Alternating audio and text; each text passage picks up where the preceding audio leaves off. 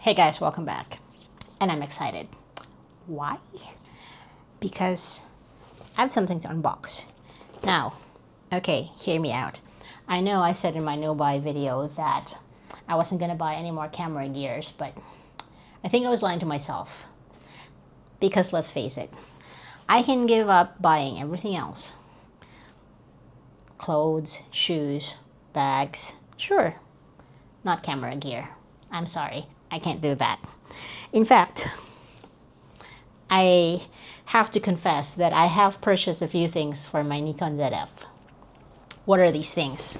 Well, apart from what's in the box, I've also bought this small rig neck strap, which is beautiful leather, very easy to put on. I've also purchased the 40mm f2 special edition because look at how nice that is. I also realized, well, actually, one of you guys made me realize, there was a comment that was left in one of my videos when I was talking about my 24mm f1.7 DX lens. I don't know why it never occurred to me that if I use an APS-C lens like that on a full frame camera, it's not actually using all of the megapixels of this camera. This camera has 24 megapixels. By using a crop sensor lens or an APS-C lens like that, I'm actually only utilizing 10 megapixels of the sensor. See? We could learn a lot from each other because I didn't know that. I don't know why I didn't know that, but I didn't know it. But anyway, so I now have this 40mm because I'm selling the DX24mm. The focal length equivalent of that on a full frame camera is 36.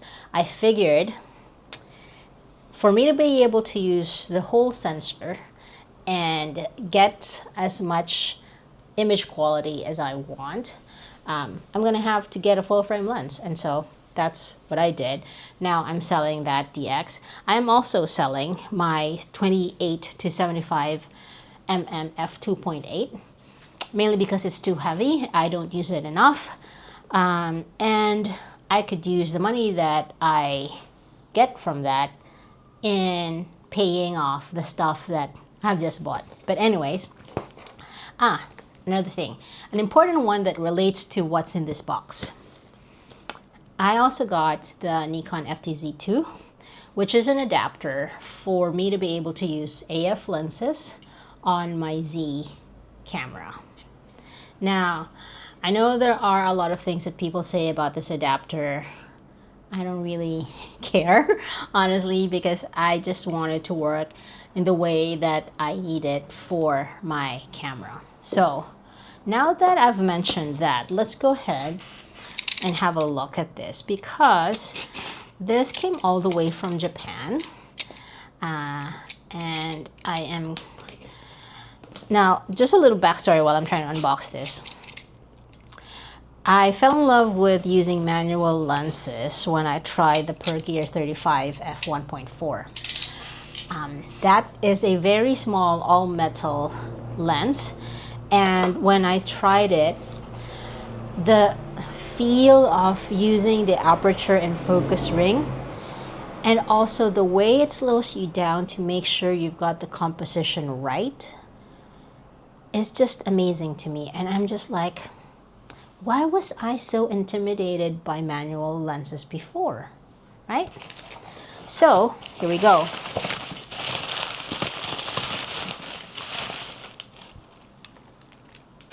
Loads of Japanese newspaper to wrap it up.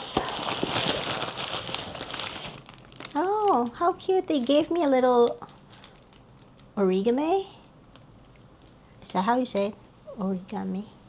Origami. Well, anyway, one of those folded paper. Sorry about the noise, but we finally got to it. Bubble wrapped, wrapped in newspaper, more bubble wrap.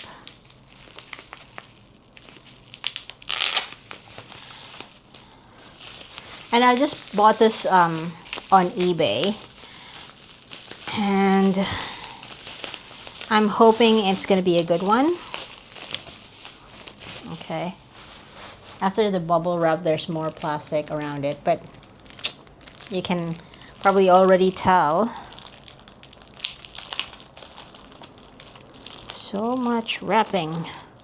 I love it, but I also don't love it. That's too much plastic, man.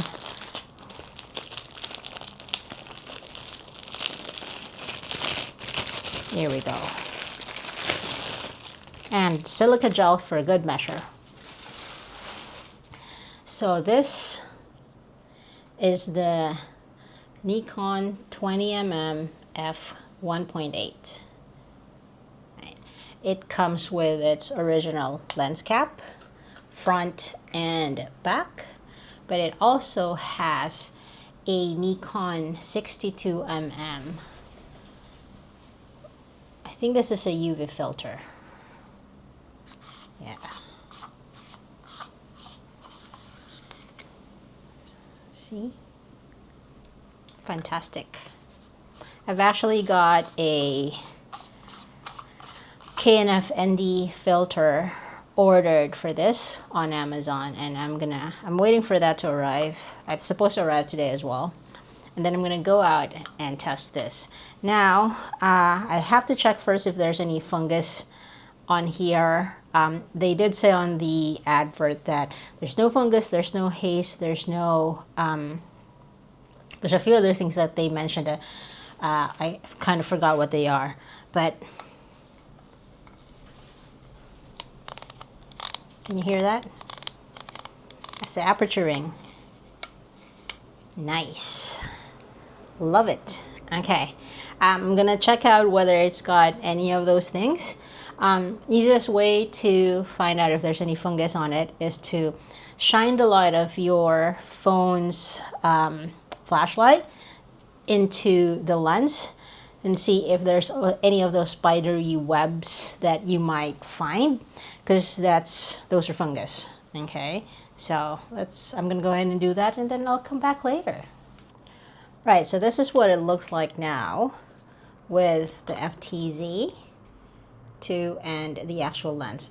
And I have to correct myself. I said 20mm f1.8. It's actually f2.8. It says so there. Right, I think I read the 1 instead of the 2. So there. But that's what it looks like.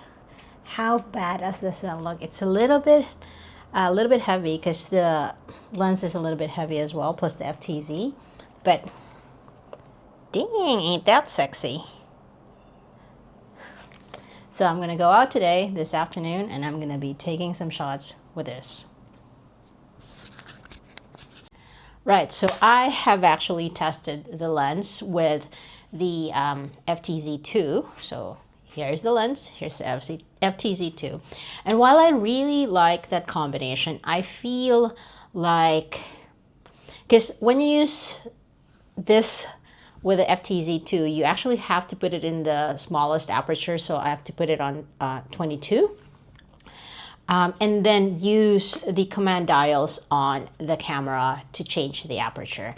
You can't use the aperture ring with the FTZ2, which to me is disappointing, because that's one of the things that I love about this manual lenses. Well, it's not necessarily manual, it's actually AF and MF, but I really like the feel of being able to use the focus ring and the aperture ring on this lens. And so what I had done is I actually bought a dumb adapter.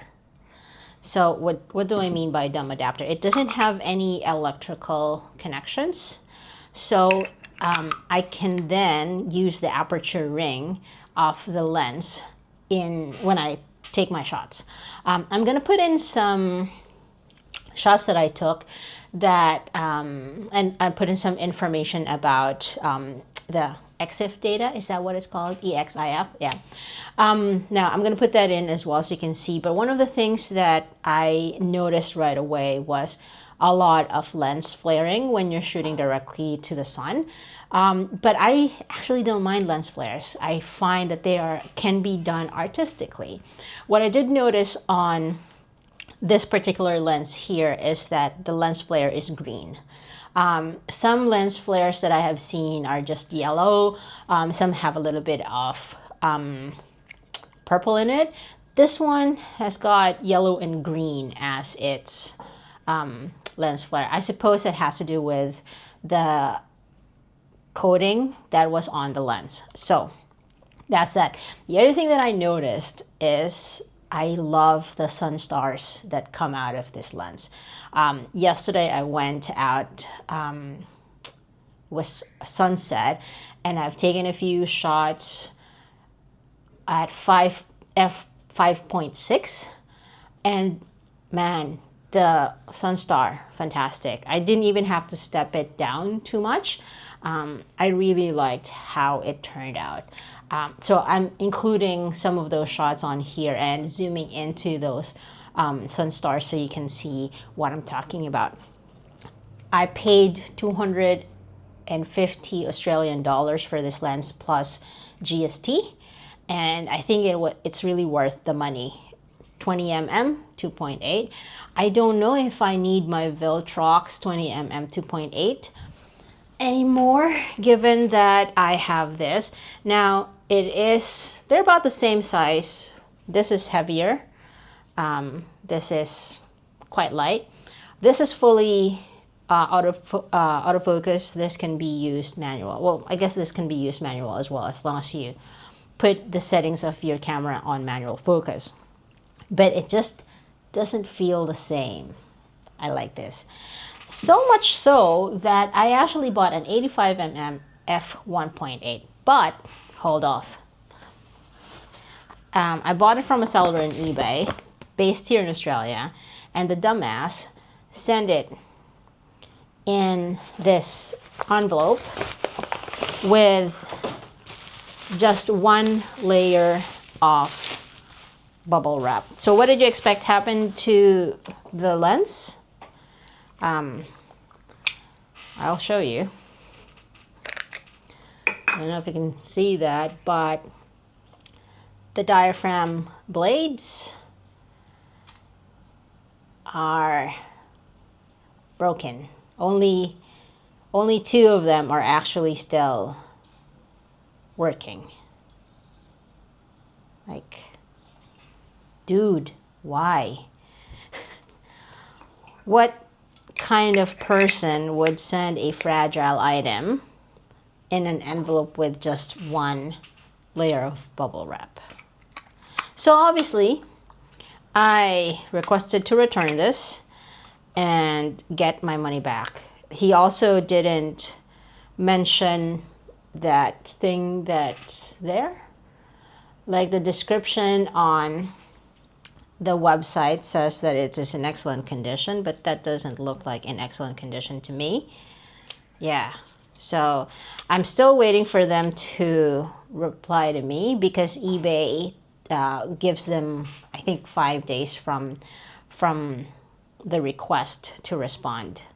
Like, what am I going to do with this now? This is just paperweight.